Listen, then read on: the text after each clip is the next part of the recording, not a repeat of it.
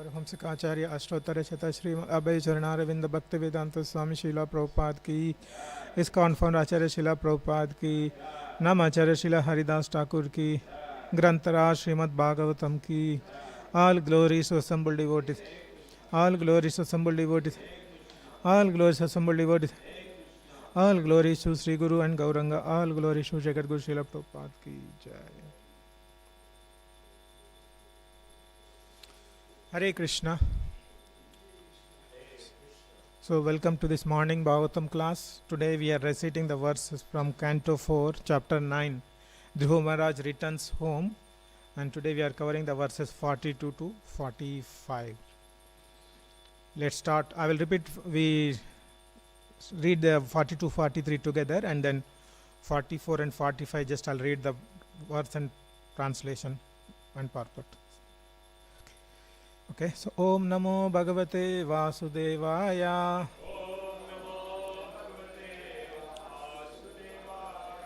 Om Namo Bhagavate Vasudevaya. Om Namo Bhagavate Vasudevaya.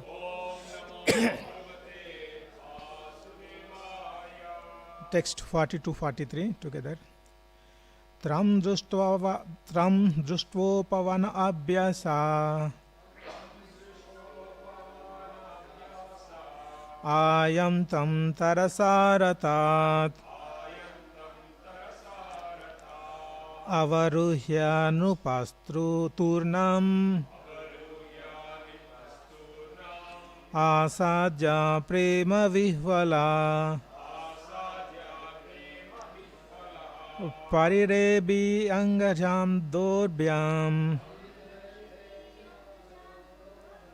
dirgotkanta manaswasan vishvakshenangri samsparsha hata sesagabandhanam tam drishtva pavanabhyasya ayantam tarasaratat avaruhya nupasturnam asadya prema vihvala parirebhi angajam dorbhyam dirgotkanta manaswasan vishvaksenangri samsparsha hata sesagabandhanam tam drishtva pavanabhyasa ayantam tarasaratat avaruhya nupasturnam asadya prema vihvala parirebhigangajam dobhyam dirgotkanta manaswasan vishvakshenangri samsparsha hata sesagacha bandhanam. Prabhuji. Tam drushtva pavanabhyasa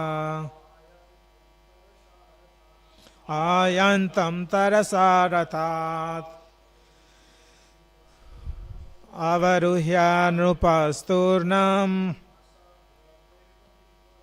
asadya prema vihvala parirebhi angajam dorbhyam dirgotkanta manaswasan vishvakshenangri samsparsha hata sesagabandhanam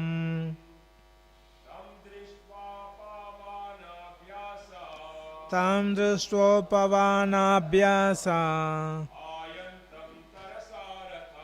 ayantam tarasaratat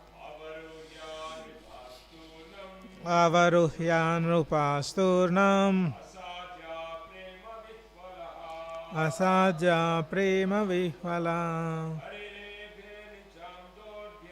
parirebhyangajam durbhyam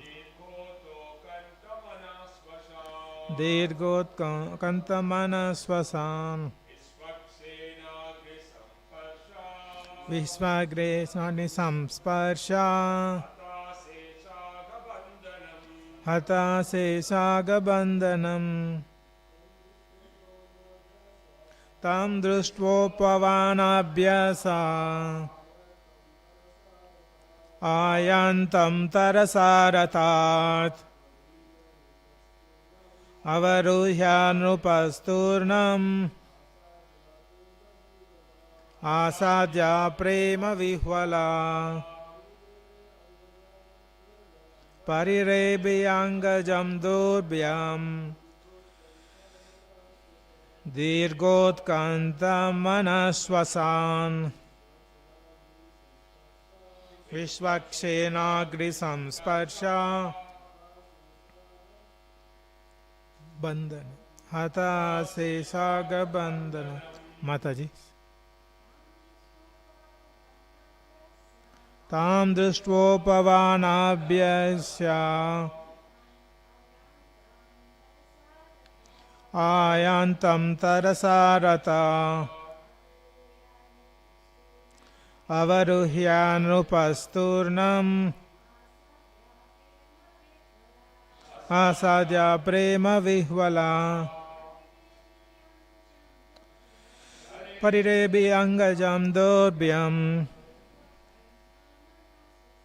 Dirgotkanta manasvasa Vishvakshenagri samsparsha Hata sesaga bandhanam. Word to word meaning. Tam, him, Dhruva Maharaj. Drishtva, having seen. Upavana, the small forest. Abhyase, near. Ayantam, returning. Tarasa, with great haste. Rathat, from the chariot. Avaruhya, got down. Nupa, the king. Turnam, immediately. Asadya, coming near. Prema, with love. Vihvala, overwhelmed. Parirebi, he embraced. Angajam, his son. Dobhyam, with his arms. Dirgha, for a long time. Utkanta, anxious. Mana, the king, whose mind. Swasan, breathing heavily. Vishvakshena, of the Lord. Angry, by the lotus feet. Samsparsha, being touched. Hata, were destroyed. Asesa, unlimited. Anga, aga, material contamination. Bandhanam, whose bondage. Translation and purport by His Divine Grace A.C. Bhaktivedanta Swami Srila Prabhupada ki Jai. Translation. Please repeat. Upon seeing Dhruva Maharaja approaching the neighboring small forest, King Uttanapada, with great haste, got down from his chariot. He had been very anxious for a long time to see his son Dhruva, and therefore, with great love and affection, he went forward to embrace his long lost boy. Breathing very heavily, the king embraced him with both arms. But Dhruva Maharaja was not the same. as before. He was completely sanctified by spiritual advancement due to having been touched by the lotus feet of the Supreme Personality of Godhead. I'll read text 44 and text 45 in translation. Reunion with Dhruva Maharaj fulfilled King Uttanapada's long cherished desire, and for this reason he smelled Dhruva Maharaj's head again and bathed him with torrents of very cold tears. Purport. By nature's way, when a man cries, there may be two causes. When one cries in a great happiness upon fulfillment of some desire, the tears coming forth from the eyes are very cold and pleasing, whereas tears in times of distress are very hot. Text 45, translation and purport I'll read. Then Dhruva Maharaj, the foremost of all nobles, first of all offered his obeisances at feet of his father, and was honored by his father with various questions. He then bowed his head at the feet of his two mothers. Purport. It may be questioned why Dhruva Maharaj offered his respect not only to his mother but also to his stepmother, due to whose insult he had to leave home.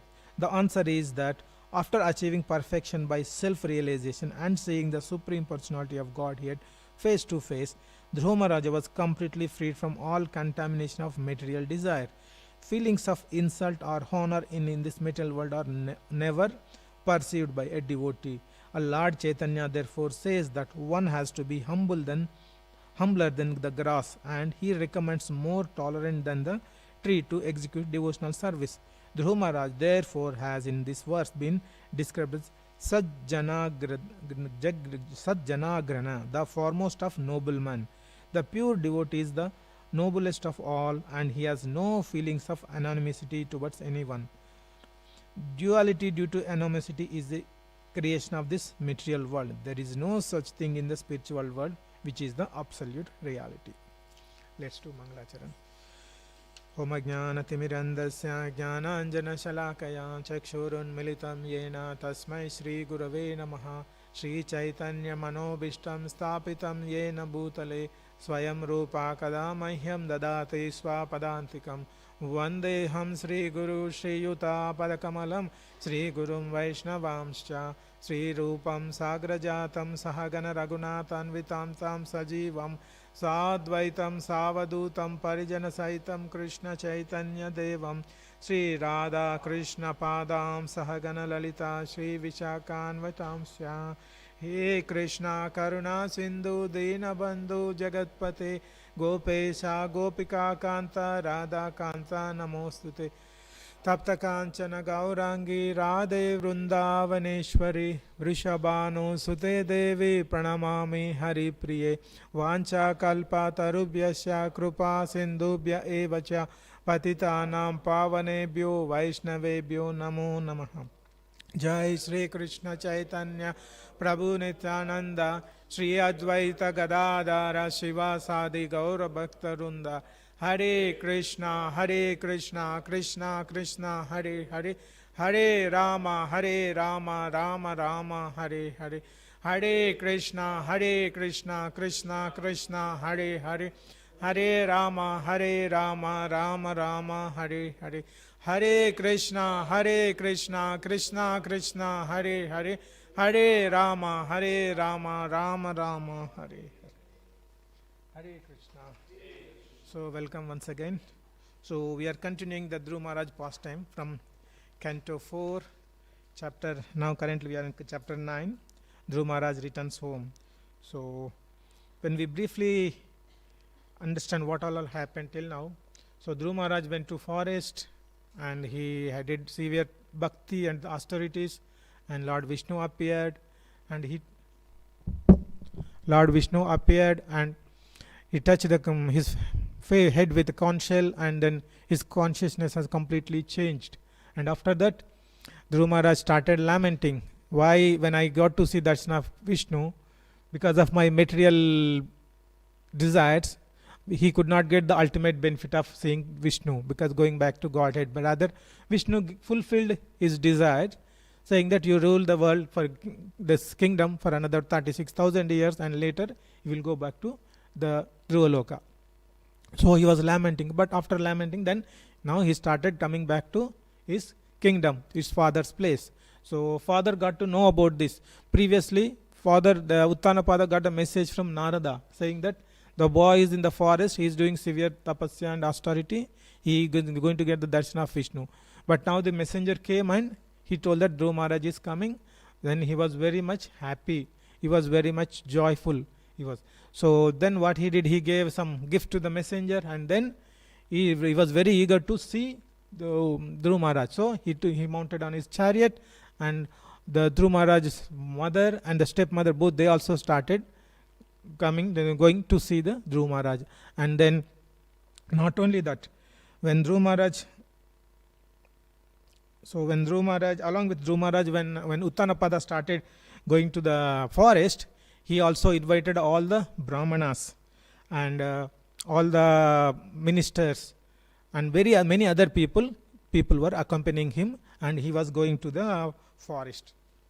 And when we see, this is how the Uttanapada is welcoming Dhruva Maharaj. So with the pleasure, by having so much joyfulness, happiness, he wanted to eagerly see the Dhruva Maharaj and welcome him. See, when we see welcoming any particular person, if you see in the first canto of Srimad Bhagavatam, 8th chapter, when Krishna was coming to Dwaraka, after finishing Mahabharata war, and then he protected Parikshit Maharaj in the womb of Uttara, and then later he left Hastinapur and he was coming back to Dwaraka. And when he was coming Dwaraka, when he was leaving Hastinapur also, there was so many, all the Yudhishthira, all the Pandavas were giving send off. And then when he was arriving Dwaraka, and he started blowing the conch shell of Krishna, as soon as he was reaching the Dwaraka, he started blowing conch shell. By listening this conch shell sound, then all the Dwaraka people started approaching.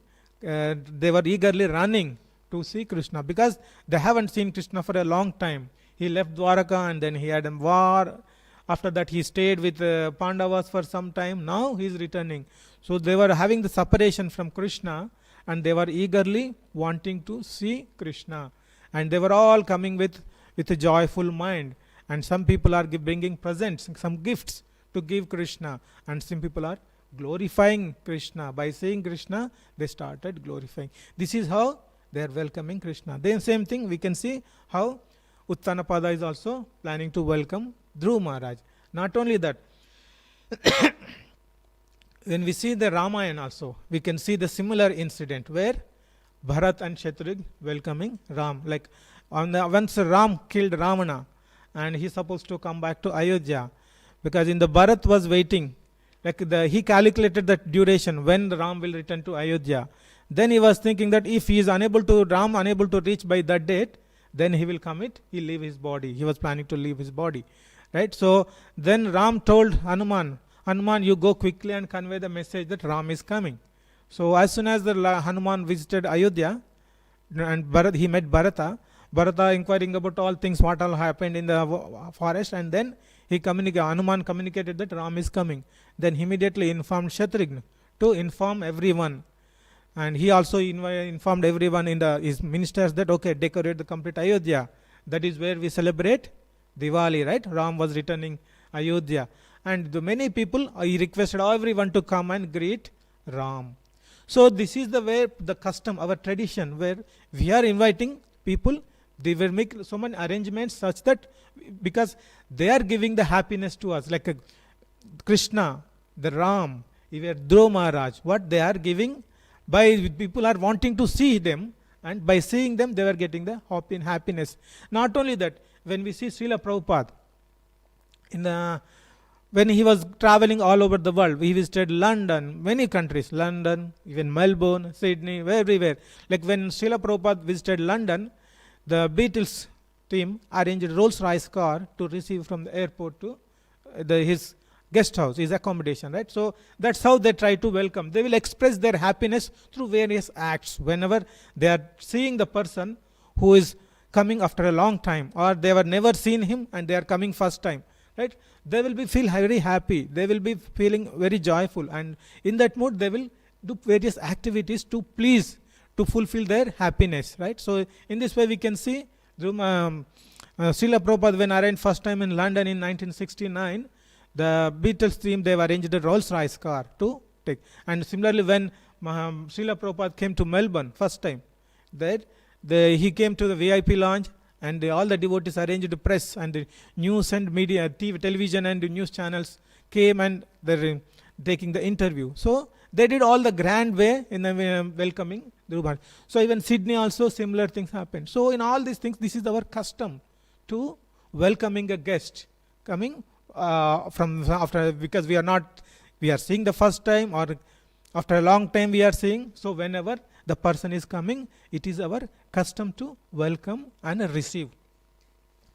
And not only that, so in this case, Dhruv Maharaja was giving the happiness to this Uttanapada and all the kingdom, his mother and many other people. Similarly, Krishna is giving the happiness to all the Dwaraka people.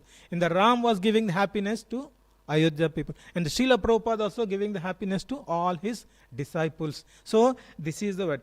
So what is that? When in Brahma Samhita, Brahma was speaking, right? Ishvara Parama Krishna Sachitananda Vigraha Anadiradir Govinda Sarva Karana Karana. Right? This word is which we are interested in, Sachitananda. Right? Is eternal, blissful, and right? Full of knowledge, eternal and blissful. The Ananda is there. So Krishna is always, Supreme Lord is always blissful. So when we connect to Krishna, when we connect to the disciples of Krishna, we also will get the same kind of bliss. That bliss, that is the where when they are feeling very happy, when they are blissful, they started welcoming in a different ways. They try to do all possible ways to please Krishna. So this is we can understand from these events, like when Uttanapada is coming, like similarly comparing with other events, we can see that Krishna is Ananda. Whenever we connect to Krishna through these events, we also will be blissful, we also will get Ananda. So these are all examples. What we understood is spiritual. Let's take some material examples and we'll try to see difference. Suppose I'll take the example of sports. Like in Europe, in Australia, soccer is very famous. And suppose if your famous team won some cup, the tournament, and when they are coming home, what will happen? All their supporters will go and welcome them. Right? The same way, the way like Uttanapada is welcoming, people will go and they try to see their favorite stars and they try to welcome. Right? So suppose this is here they are getting the joy of happiness because the team won the cup, some tournament. Because of that joy, they went there to receive. Similarly, if you see, if they are not able to win the cup, what will happen? We see many examples in Europe, like UK, Italy, France, Germany. In the stadium, they create violence.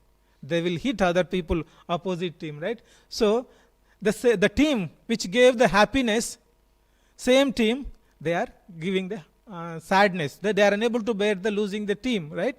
So the team which provided happiness once upon a time, and now they are creating same team providing the sorrow, sadness, right? So this is in the material platform, the happiness which we get is temporary and conditioned, right? But in the spiritual, like when you see your spiritual master is coming, whenever he comes, when you go there, you will have the same kind of happiness, right? Seeing your spiritual master. It's not conditioned. It's not any based on particular motivating factor. But in the material world, you see, like in India also, cricket is very famous. Whenever India team wins cup, they will receive them very grand welcome. There were celebrations they do, right? But whenever they lose the match, they lose the cup, then they go to cricketer's house, they abuse, they do all sort of things. So this is the condition. Happiness, the welcome we do in the material world is temporary, it's condition. Whereas the events which we are seeing, like Dhruv Maharaj welcomed by Uttanapada, whether in Dwaraka Krishna, the Ayodhya Ram, Srila Prabhupada, or when we invite our spiritual master, it is not condition, it is happiness, because Krishna is Sachitananda, we told, right? He's always happy. So whenever we connect to Krishna and disciples, we always derive the pleasure and happiness. So that is what we can understand from these events. Now, when we compare with these examples, material welcoming in a material way and welcoming in spiritual way, it's not that we should not. Okay, spiritual way we get permanent if bliss is happy, joy we get in the to spiritual people who are spiritually persons, elevated persons. When we invite, we get happiness.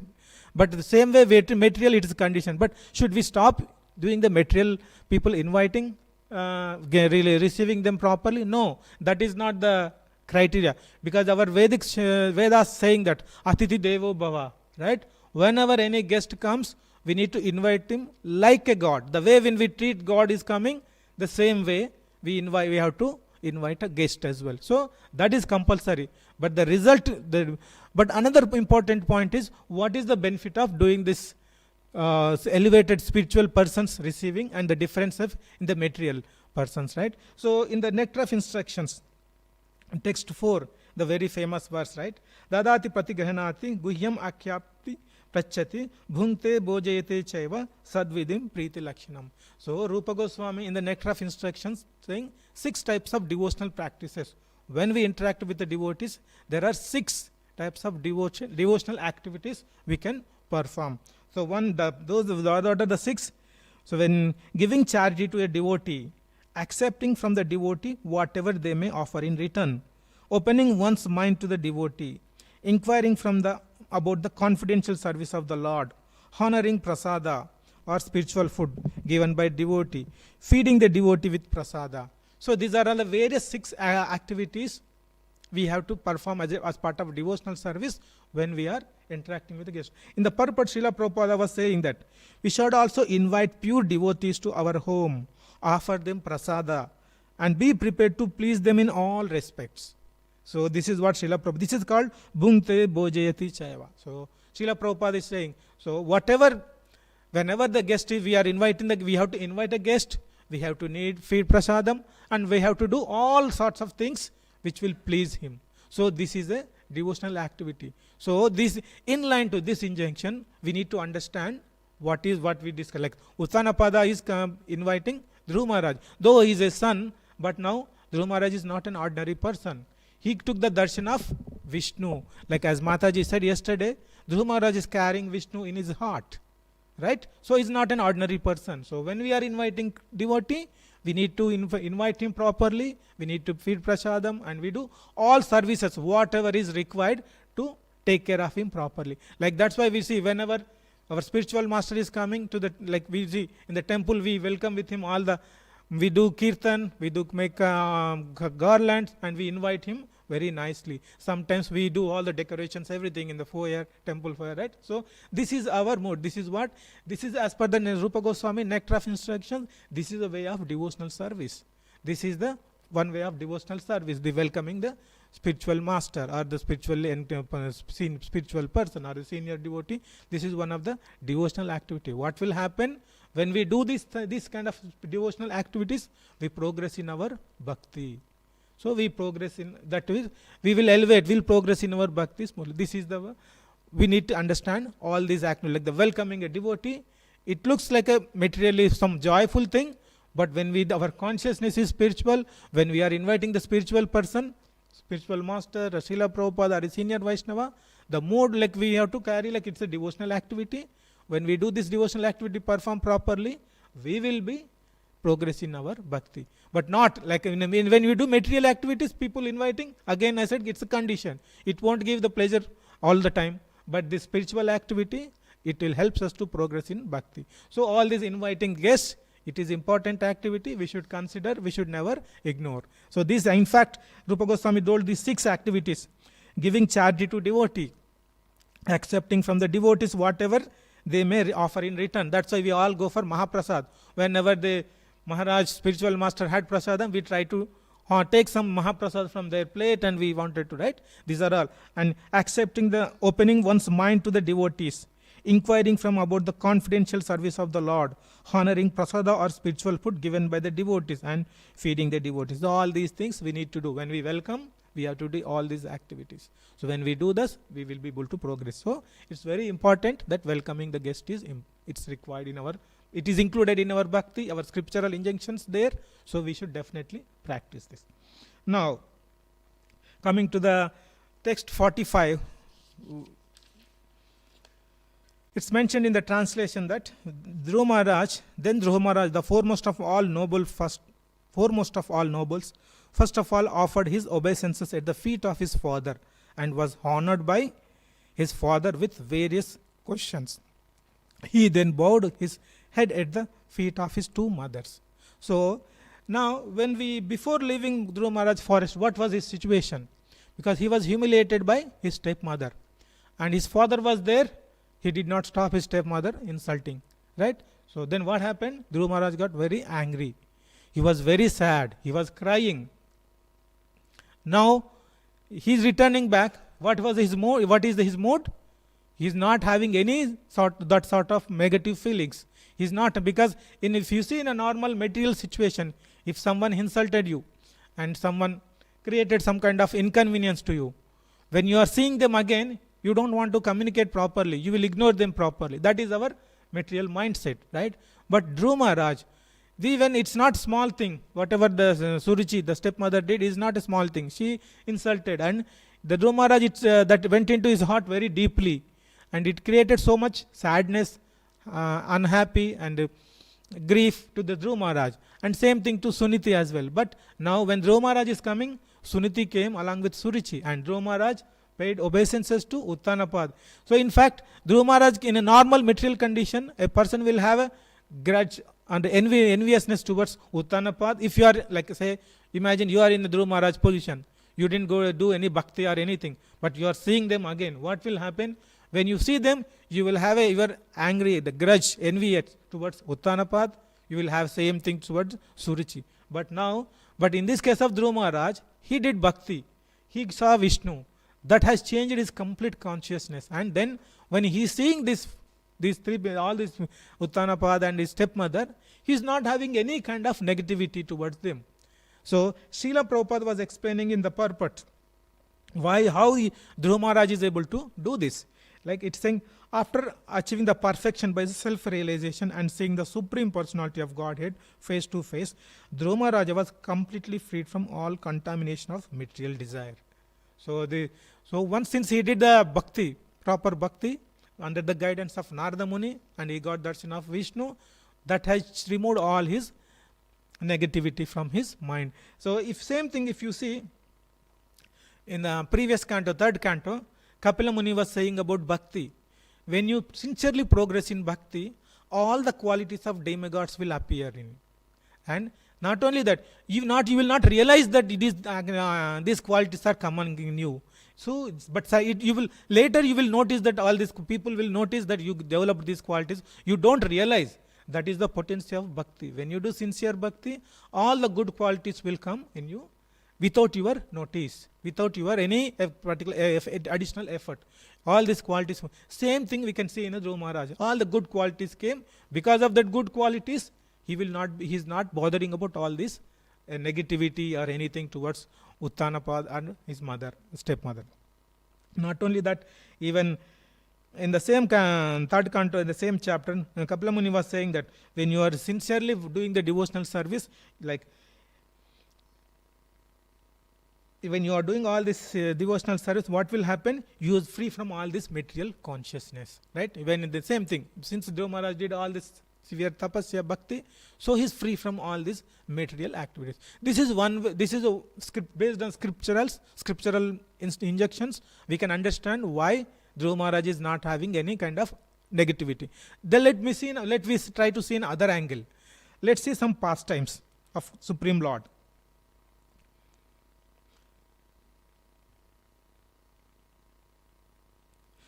So in the Ramayana, again we take the Ramayana story, right? When the Ram returned back to Ayodhya, the basic reason for Ram going to Ayodhya is Kaikeyi, right? She asked Dasharath Maharaj that Bharat has to be king, Ram has to go to forest, right? So again we can take in the normal condition, material condition. When you come back, you don't want to meet them or greet them. But what Ram did, he went to Bharat first, and then he met Kaikeyi, right? With a proper mindset. He is not expressing any kind of negativity towards them, right? And similarly, Krishna, we have a famous verse in Bhagavatam, Aho Bakiyam Stanakala Kutam, right? This is a Putana's pastime. Kamva Dayalu Sharanam Rajema. So who is the merciful than Krishna? Because why? Though Putana came to kill Krishna, but she came in a nice gopi's dress and as a motherly mother, and she tried to feed milk. But her intention was to kill Krishna. But finally what Krishna gave? She killed Putana, but she gave as a maid servant in Goloka. Right? Again, Krishna is not having any kind of negativity towards Putana. Similarly, he killed so many demons. And all the demons killed by Krishna were delivered. Right? And when we see Chaitanya Mahaprabhu as well, Jagai Madai pastime, he attacked on Nityanand Prabhu. Chaitanya Mahaprabhu was initially angry. When Nityanand Prabhu convinced Chaitanya Mahaprabhu, then he gave Krishna Prema, right? So the Supreme Lord, whenever he does any people harm or people do any kind of negativity, he is not keeping those enviousness or anything in his heart. He is merciful, right? That's why he is. But still, he is giving the liberation or all sort of benedictions to those people. So when we see like Chaitanya Mahaprabhu says, Achincha Beda Abeda, right? What it means, Krishna, Supreme Lord, in quality wise, we are equal in quality, but quantity it is differ, right? So these are the qualities Krishna is exhibiting, like compassion, kindness, everything, right? So Krishna is exhibiting, and we are part and parcel of Krishna. When we are part and parcel of Krishna, we also inherited those qualities when we connect to Krishna. When we perform devotional service to Krishna, we also get those qualities. Krishna is not exhibiting any negativity towards others. Even Shishupala, even he waited for 100 mistakes and finally he killed. Right? So even after killing, he merged Krishna. Right? So when we see that it is everything, whatever Krishna does, it is favorable to the person. Whether he is a demon or devotee, it always benefits them. Same way, these are the qualities of Krishna. And same Krishna, when we perform devotion, we get all those qualities. And that with that quality, same thing we can see in case of Dhruva Maharaj. So he also got this compassion, kind nature, compassionate thing. That's because of those, we can understand this way that because we are part and parcel of Krishna, we also get those qualities when we perform bhakti sincerely. So with that mood, in that way, we can understand why Dhruva Maharaj is not having any kind of negativity towards his father or his stepmother. And one more last point from the verse. See, this verse is saying, the Prabhupada was telling that one of the byproduct of the devotional service, person he becomes noble. This is what in the purport Prabhupada was telling, right? So he becomes noble person. What are the qualities of noble person means? Like he is very kind, he is compassionate, he is courageous. All good qualities will be. So this is the potency of bhakti.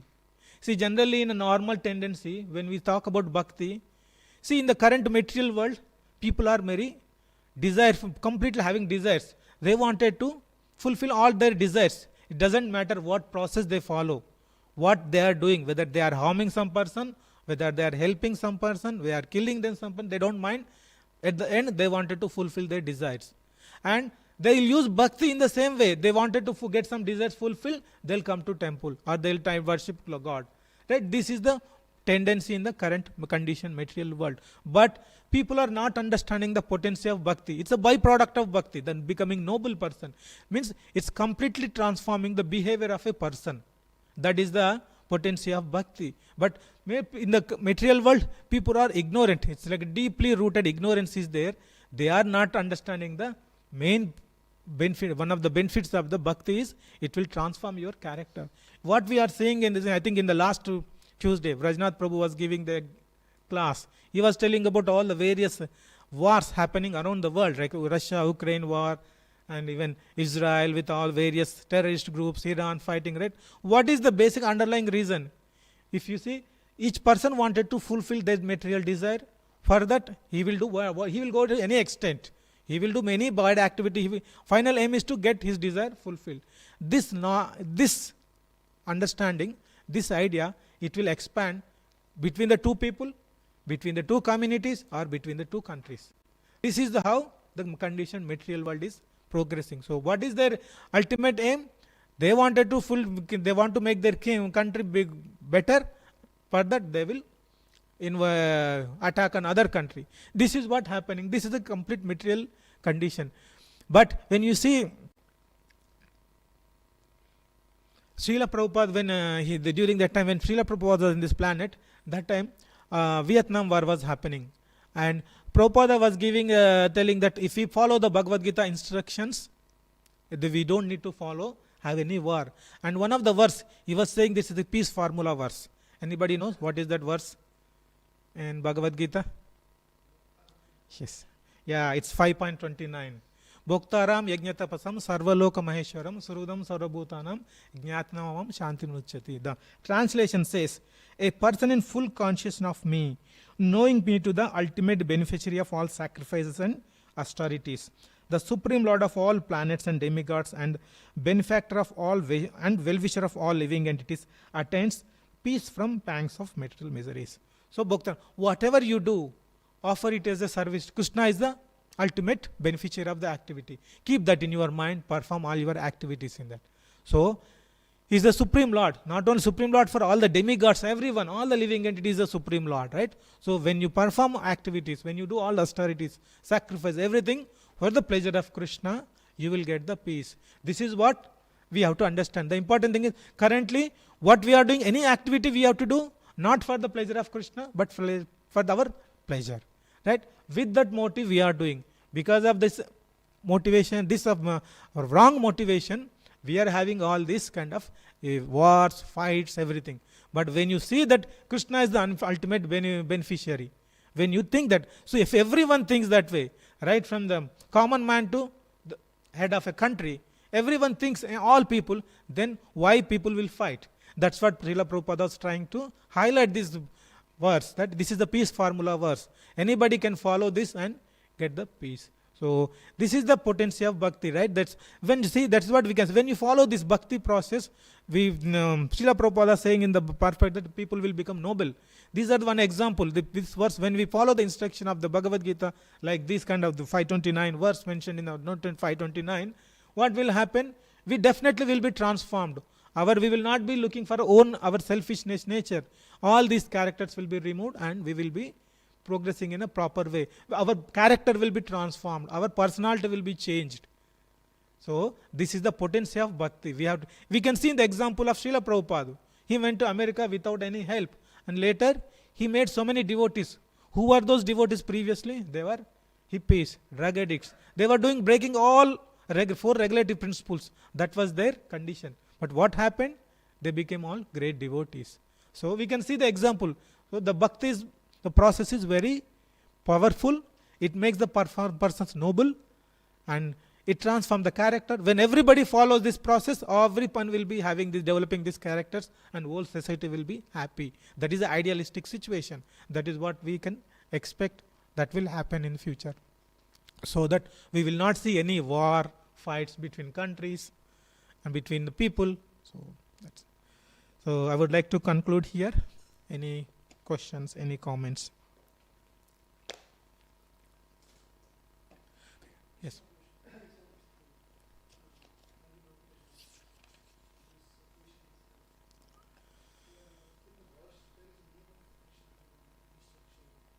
Mm-hmm.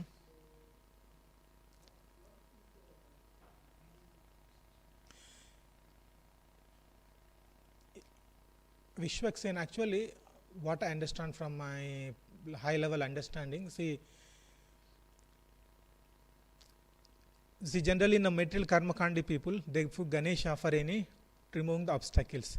But generally Vaishnavas, what I understand from, they perform Vishwaksena puja. That's what I understand in some cases. But other than that, I don't have full details, Prabhu. Vishwaksena, instead of doing Ganesha, they worship Vishwaksena. Some places, some people. It's the incarnation of Vishnu, Supreme Lord. Like Narsingadev, how we do Narsingadev, some people will worship Vishwaksena as well to remove the obstacles. Instead of worshipping Ganesha, they will worship. We do Narsingadev. Similarly, some people Vishwaksena. Right? That much I know. Yes, Prabhu.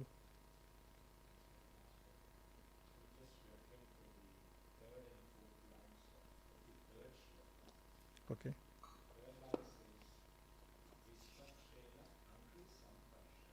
Mhm.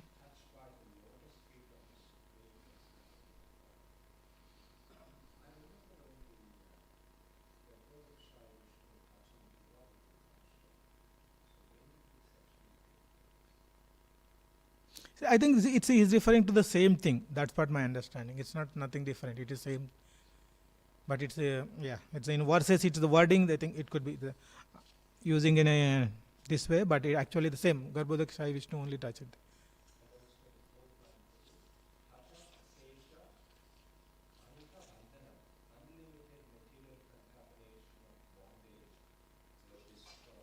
Yes.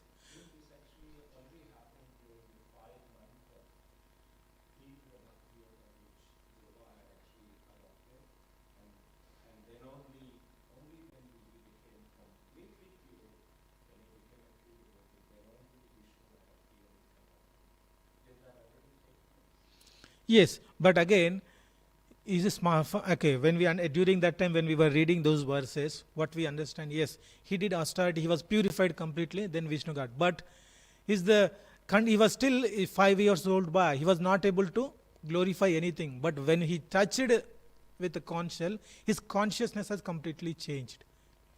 See, he was purified, but the getting into the bhakti path. How? When he touched the conch shell, he got more bhakti. That's how I understand, Prabhu, at a high level. ग्रंथराज Shrimad Bhagavatam की जय जय गौर भक्त